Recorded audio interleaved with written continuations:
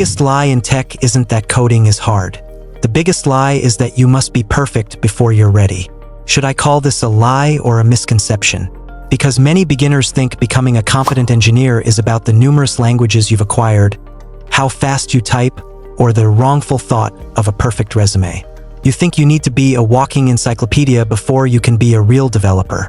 But that delay is costing you years of real experience. Today, I'm giving you the honest truth about what companies actually hire.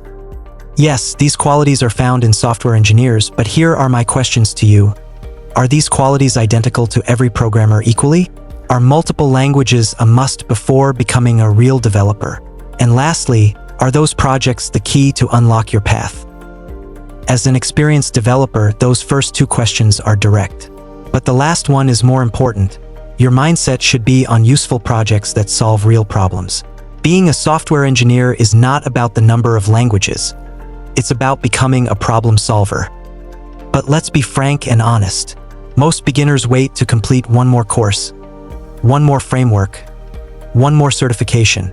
You delay applying for 2 years, and you end up in that tough and horrible stage where almost everything turns blue-black. The stage that makes everyone want to quit. You feel uncomfortable because you're stretching your mind. Think of it like a little kid growing teeth. It usually comes with a little sickness. It's not comfortable, but it's essential growth. Don't let that confusion stop you.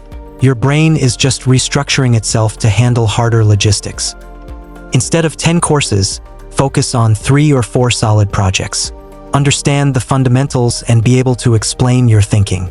That's it. And when I say think, I'm not talking about that negative thinking habit which raises your BP.